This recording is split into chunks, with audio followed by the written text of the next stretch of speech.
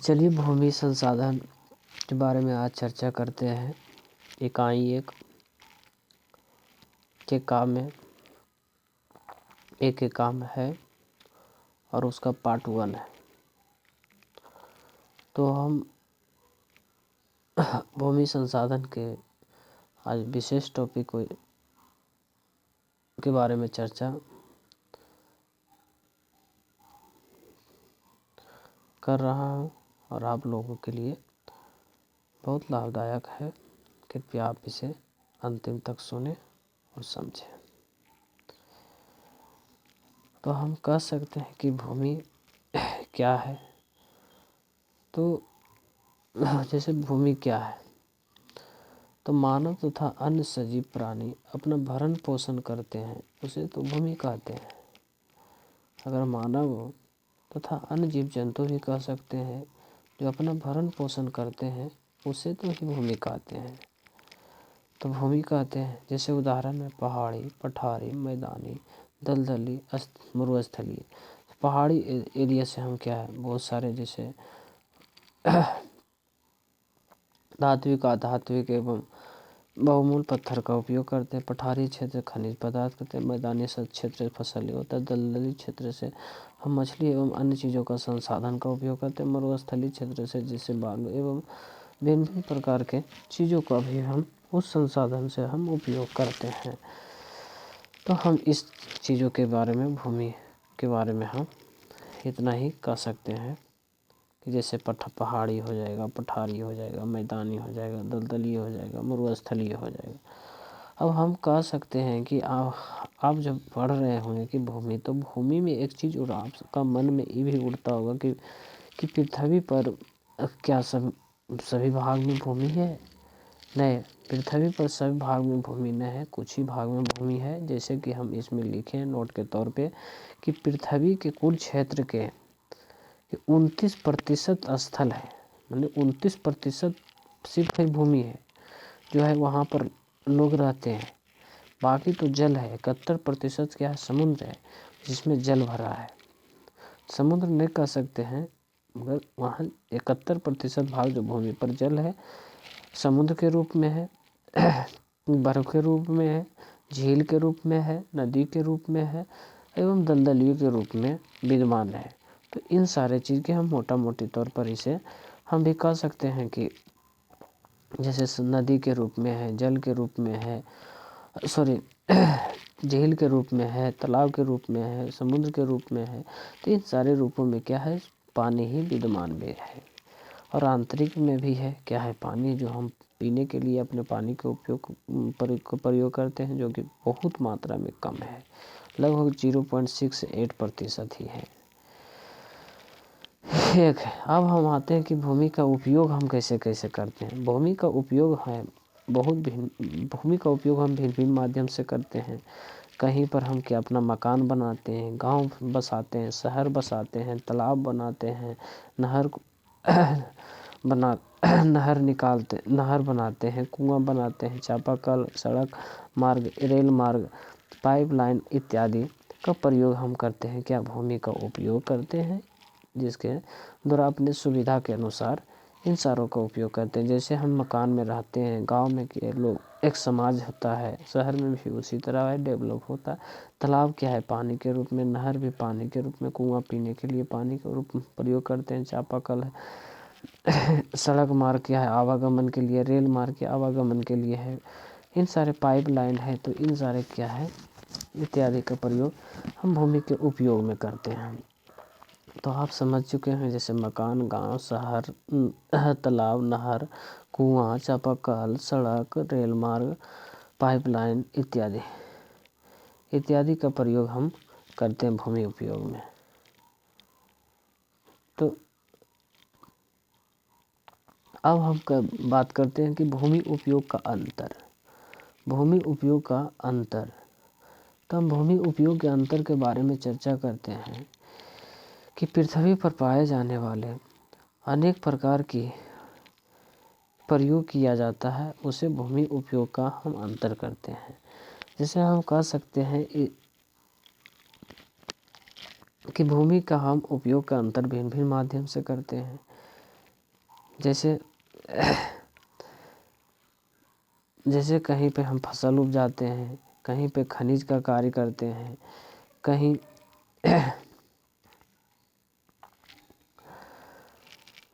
कहीं पे खेती करते हैं, कहीं पर मछली पालन करते हैं। तो इस सारे माध्यम के हम भूमि को हम अंतर करते हैं इन सारे कार्यों के द्वारा।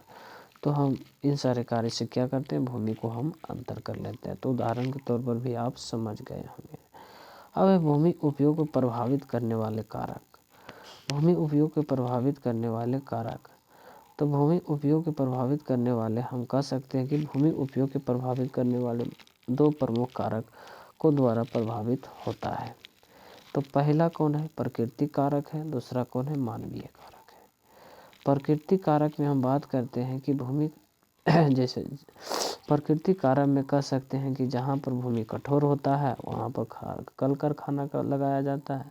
जहाँ पर भूमि समतल होता है वहाँ पर हम खेती या कृषि कार्य करते हैं।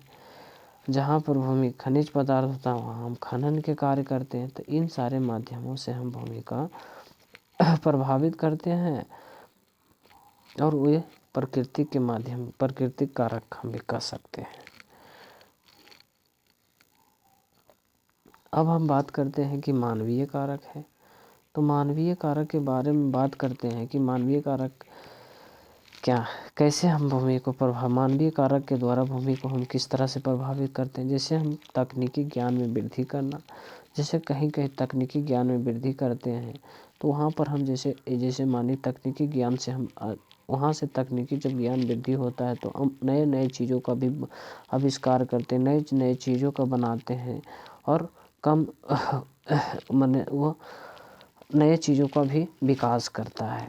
तो इन सारे माध्यम से इन तकनीकी ज्ञान के में वृद्धि के कारण भी भूमि को प्रभावित किया जाता है। जनसंख्या वृद्धि, जहाँ पर ज़्यादा जनसंख्या होगा वहाँ ज़्यादा घर होगा, जहाँ पर ज़्यादा संसाधन के उपयोग करेगा वहाँ कृषि कार्य में वृद्धि होगा। तो इन सारे कारणों से क्या होगा, जंगल काट के भूमि बना दिया जाएगा। तो इन सारे कारणों से क्या होगा कि प्रभावित हो रहा है, भूमि प्रभावित हो रहा है। जैसे अब दूसरी बात है श्रमिकों की उपलब्धता। और जहाँ पर श्रमिक अधिक होगा रोजगार अधिक होगा, जहाँ रोजगार अधिक होगा तो वहाँ कंपनियाँ अधिक लगेगी। तो और जहाँ कंपनियाँ अधिक लगेगी तो वहाँ खनन कार्य अधिक होगा। तो इन सारे माध्यम से जुड़ा हुआ है कि श्रमिकों की उपलब्धता से भूमि भी प्रभावित होते हैं।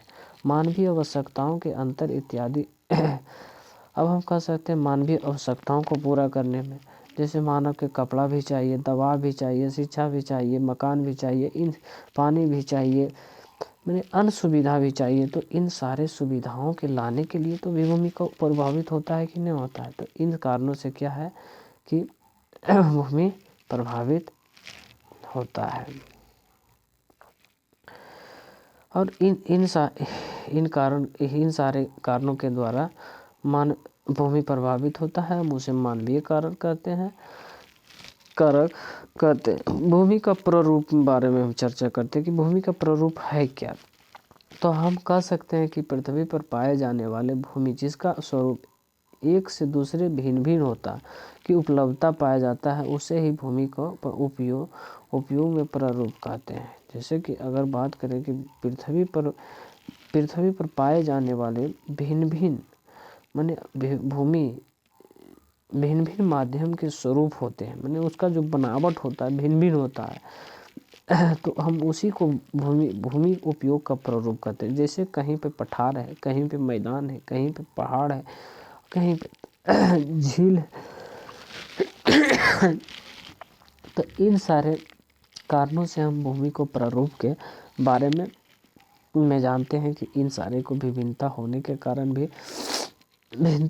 कारण भूमि को प्ररूप कहते हैं। जैसे कहीं पर वन ही वन है, कहीं पे पठारीय भूमि है, कहीं पे समतलीय भूमि है, कहीं पे मानव भूमि है, कई अन्य प्रकार इत्यादि के भूमि पाए जाते हैं।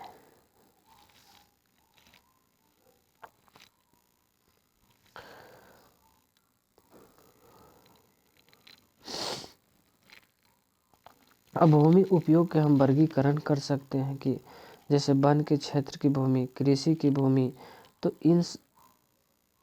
कृषि की भूमि, तो इन सारे माध्यम से हम वर्गीकरण कर सकते हैं।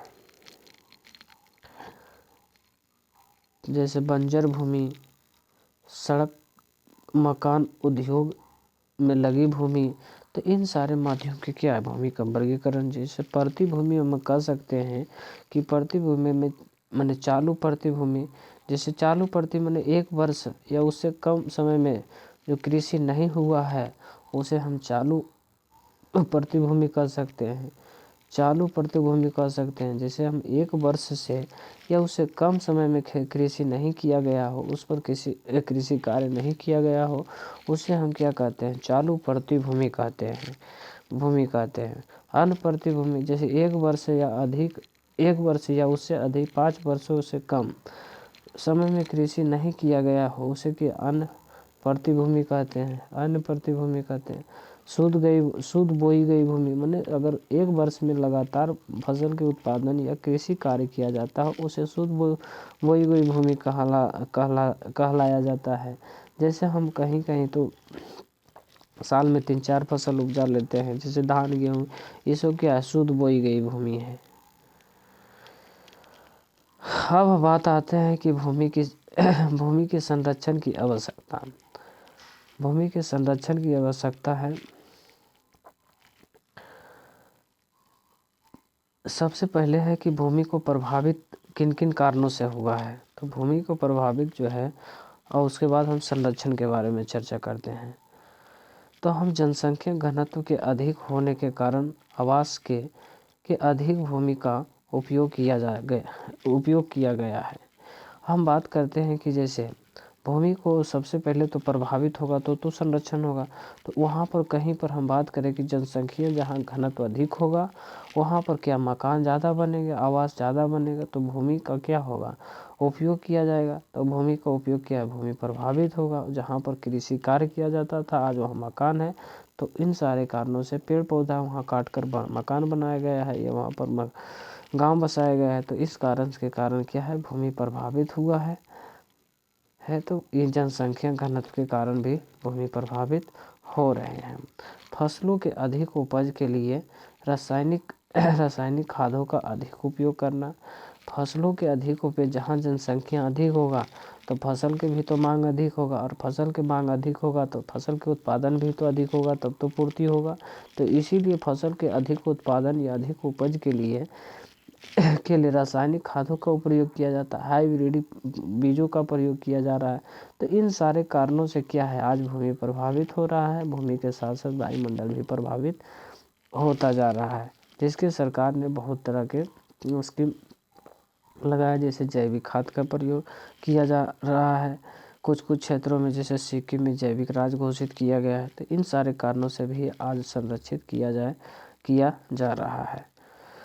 तो जैसे सिंचना एवं पशुचारण, जैसे सिंचन एवं पशुचारण में, तो यहाँ की जैसे पशुचारण में कुछ भूमि को प्रभावित किया जा रहा है। जंगलों के पशुओं के हवाले करके वहाँ पर बंजर बना दिया जाता है। तो इन सारे कारण से के भी भूमि प्रभावित है। जल जमाव से मिट्टी की लवणता एवं क्षारीयता में गुण में भी बढ़ रहा है। जैसे कि अगर जल जमाव जहाँ होगा तो लवणता एवं क्षारीयता भी गुण बढ़ जाएगा, जिससे क्या होगा कि भूमि प्रभावित हो जाएंगे।